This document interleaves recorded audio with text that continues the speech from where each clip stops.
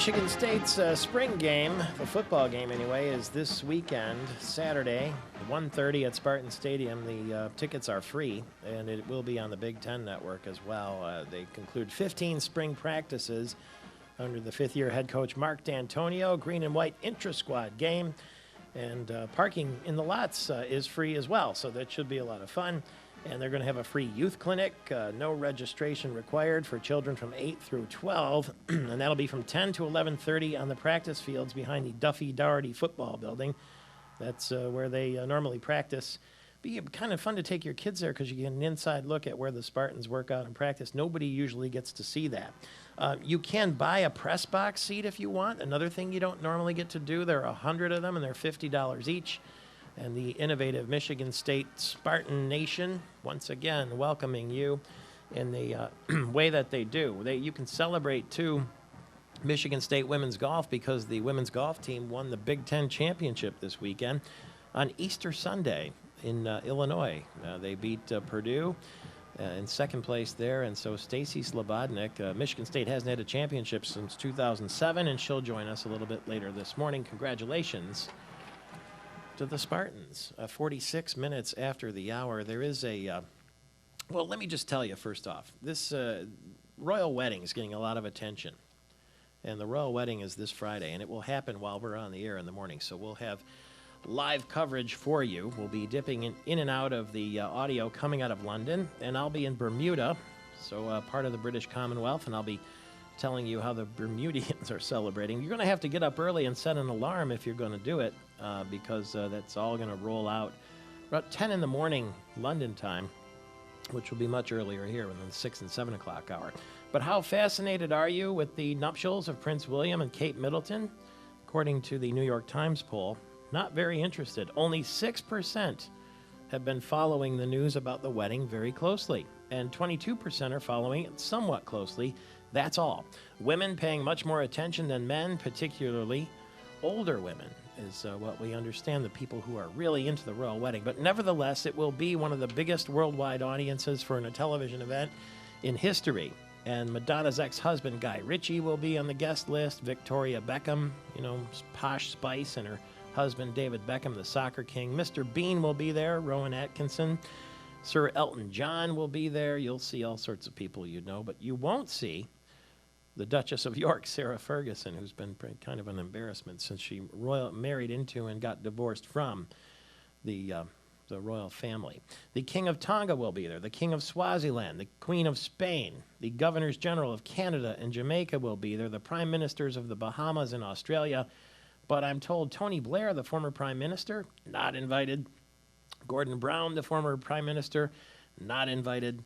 And the Obamas, not invited. Isn't that interesting? 48 minutes now after the hour. We never let the birthday of a beautiful woman pass without taking note. Talia Shire is 65. She was Connie in The Godfather, Michael's sister. And, of course, she was Yo Adrian in the Rocky movies. Jane Clayson is 44. She was host of The Early Show. And Renee Zellweger, who has been in Michigan making movies. She did Cold Mountain and Jerry Maguire and Nurse Betty and Bridget Jones' Diary. How old is she? So 42. Happy birthday, darlings. To you, it's Michael Patrick Shields. Why won't Barack Obama release his birth certificate? Donald Trump's been asking it. Maybe you've been asking it. Now there's a state senator from Hawaii. It's Senator Sam Slom, and he thinks he knows the reason. He told WABC that he thinks the president has something to hide.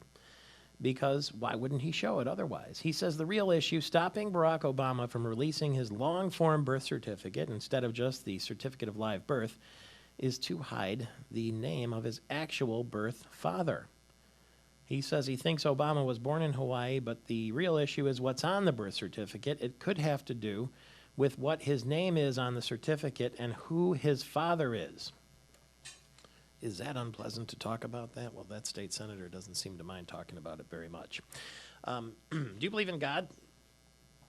There was a poll. 18,829. That's a big sample. 18,000 people, almost 19 over 23 countries were polled. 51% said they're convinced there's an afterlife. 18% said no way, there is no God, and 17% were undecided. The countries that were the most devout, the most definitive belief in God: Indonesia, Turkey, and Brazil. Now, 2 of those countries are Muslim, are they not? There's that's the update for you there as we get through the Easter season and who believes in God. Boy, oh boy, Michigan State University's in the news a lot this morning. Kyle Martin is riding his bike from California all the way to Charleston, South Carolina. He wants to raise money for Haiti. He's hoping to raise $50,000 for a medical clinic in Haiti. And how would you like to do this? It's a 3,000-mile trip, and he was in the Colorado Rockies. He was riding up at 10,200 feet through Lizard Head Pass. I want to know how you get up to 10,200 feet on a bike, because that cannot be easy. So we're going to touch base with him along the way there. They're looking for donations, and they're looking for places that he can stay along the way so it's a little more affordable, and they can raise more money for the charity. But congratulations to them. Wall Street back in action after a 3-day holiday. Earnings reports expected to be released by 180 blue-chip companies. So this could be a big week for the market. All 3 major indices closed higher last week. The Dow was up 1.5%, the NASDAQ 2%, and the S&P up 1.3%. It was the first higher week of trading in almost a month, and let's hope that's a positive trend. We're going to get you the full sports story, what's going on, and perhaps we'll talk with Mark D'Antonio. He's due to call us any moment, so stay tuned. It's Michael Patrick Shields all across Michigan.